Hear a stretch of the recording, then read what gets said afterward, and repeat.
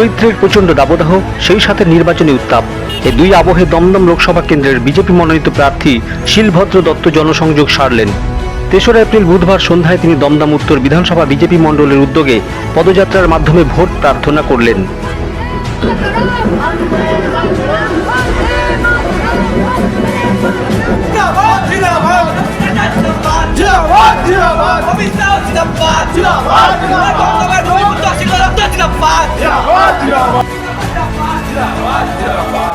পদযাত্রা শুরু হয়েছিল বিরাটি লাহিড়ী কালীবাড়ি থেকে।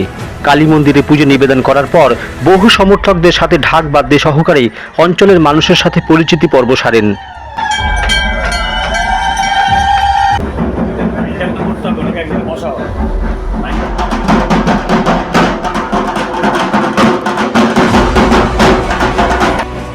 জোর হাতে কিংবা হাত নেড়ে তিনি নাগরিকদের কাছে ভোট প্রার্থনা করেন।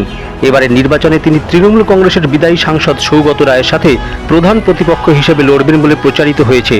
তার অপর প্রতিপক্ষ সিপিআইএমের ডক্টর সুজন চক্রবর্তী। এদিন পদযাত্রাটি লাহিড়ী কালীবাড়ি থেকে শুরু হয়ে শিশির ভাদুড়ী স্ট্রিট, ইটখোলা, ঢালাই কারখানা হয়ে দুর্গানগরে সমাপ্ত হয়। বিজেপির নতুন প্রার্থী শিলভদ্র দত্তকে সামনে পেয়ে সাধারণ মানুষ এবং সমর্থকেরা স্বাভাবিকভাবে উজ্জীবিত হয়েছেন।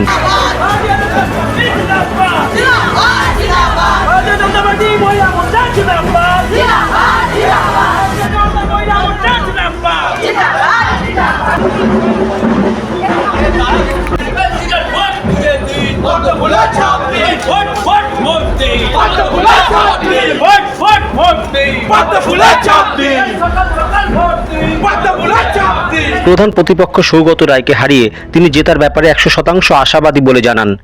সেই সাথে প্রাক্তন সাংসদের সমালোচনা করে দমদমের উন্নয়নের প্রতিবন্ধকতার দিকগুলি তুলে ধরেন। 100% জেতাটা তো আমার নয়, যে নরেন্দ্র মোদী জেতাটা তো ভারতবর্ষের প্রধানমন্ত্রী, উনি তো জিতবেনই।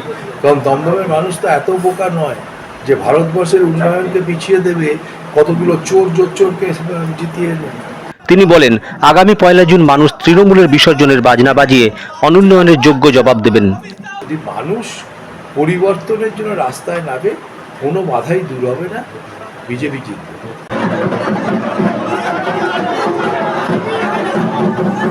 PM Star 24-এ পিন্টু মাইতির রিপোর্ট, উত্তর দমদম।